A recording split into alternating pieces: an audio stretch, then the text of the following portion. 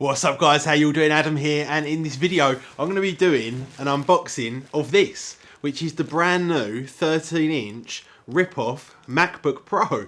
And I've actually got the 15-inch on order. If you follow me on social media, which you should, and I'll leave links to down below, shameless plug, you will know that I ordered the 15-inch MacBook Pro. I actually went for the base model version, but I upped the storage to 512 and I got the highest end graphics card, and I found that to be the best value for money when there isn't really any value for money. But anyway, I'll bring that to you guys when it comes. However, there's so much talk and conversation and whatnot going on around the MacBook Pro because of its ridiculous price and a whole bunch of other things. So rather than wait all that time, I decided to go out and get the 13-inch MacBook Pro without the funny magic toolbar thing. So this is it. And I figured I would bring you guys an unboxing.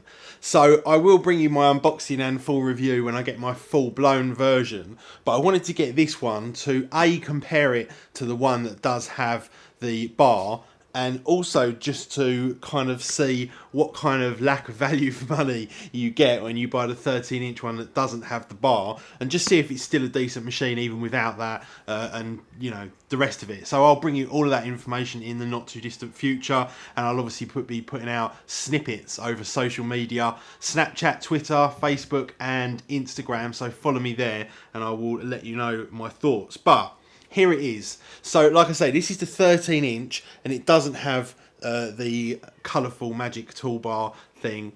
I don't like the name that they've given it, so I keep trying to avoid calling it that. But anyway, so this is it, the 13-inch one. Let me read you out a couple of specifications. So we've got a 13.3-inch screen, 2560 by 1600 pixels, Retina, of course, LED backlit display with IPS technology, 2 GHz dual-core Intel Core i5, and then on this one, 64 megabytes of EDRAM.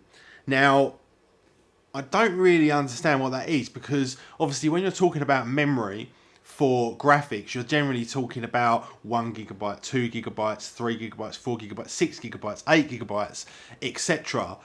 64 megabytes of EDRAM.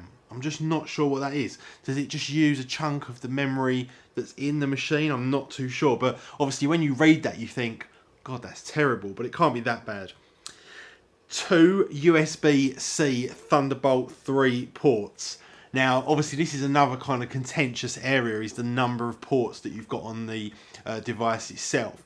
Now, for me, with the 15-inch that I will definitely be keeping for my long-term mobile kind of device, I'm not bothered about the SD card, because all my cameras, like this one I'm recording on, like the 1DX, they all use CFast or compact flash, so I never use the SD card reader anyway.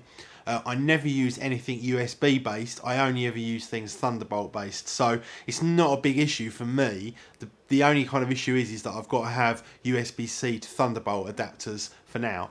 But yeah, I'm not really that fussed about losing any of those ports, and I'm not that bothered about MagSafe either, so no one has ever tripped over my cable or ripped it out or broke it or anything like that, so I'm not that bothered. But this one has only got 2.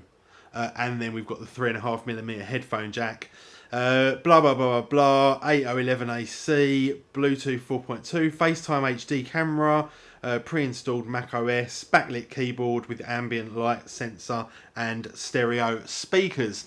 So anyway, let's get into the unboxing. Sorry if I've taken so long to get to this point. It's pretty standard for an Apple MacBook Pro. This box is identical to the one that came before it and the one that came before that, etc, etc. Just a different picture on the front.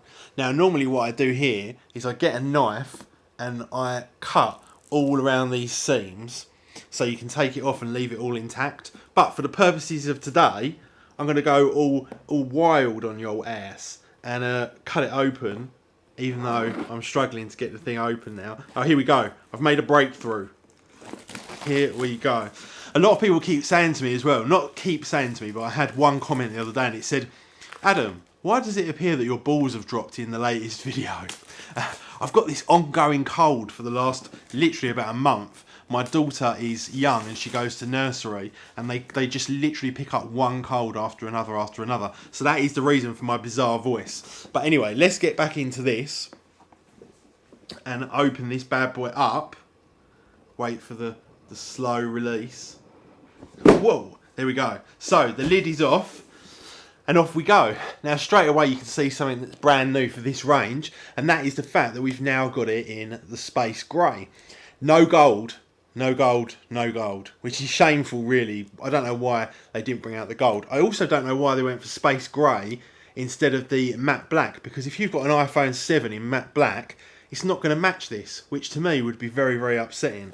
So anyway, that's one more thing. Now, in addition to all of this, in the box we get the USB Type-C cable, and we also get the power brick as well, the fast charging power brick, along with the usual stuff, including the obvious Apple stickers that come inside here. However, we don't get a USB-C to lightning cable, which I do think you should get, because you can't plug your iPhone directly into the MacBook unless you get one of those.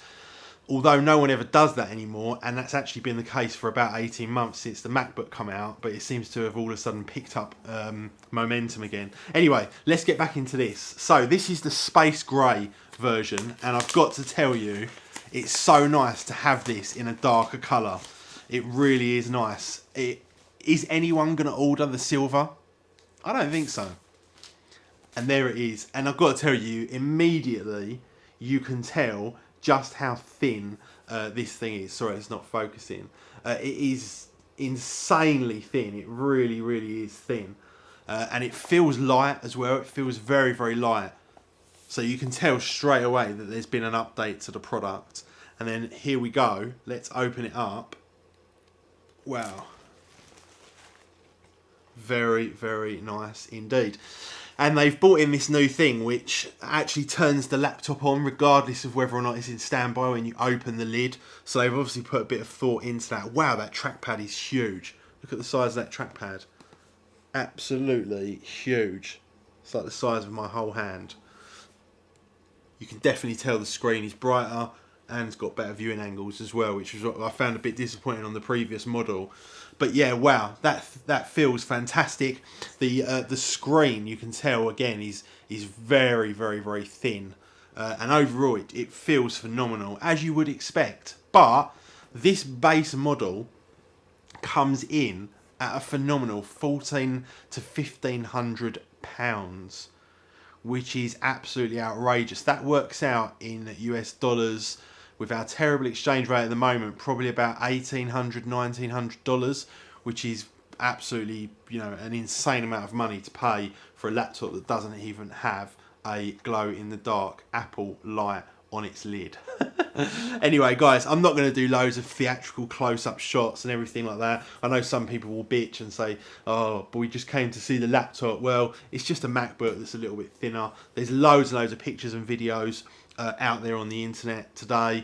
For example, check out Detroit Borg, Mike's one, for example. I'll leave a link to that down below, and you will see loads and loads and loads of close-ups of this video. This was really more about my impressions and just a quick unboxing so you guys can see my reaction to this extremely overpriced yet beautiful bit of kit. Anyway, guys, thank you very much for watching. I really appreciate it. I'm going to be bringing you loads and loads and loads of content on this. I'm even going to try some gaming. So if you guys have got any ideas for videos, for games you want me to try, PC games, I'm going to put Windows on it, all that stuff, please do go ahead, leave that in the comments below. Hit that like button for me, and I will see you all in the next video. See ya.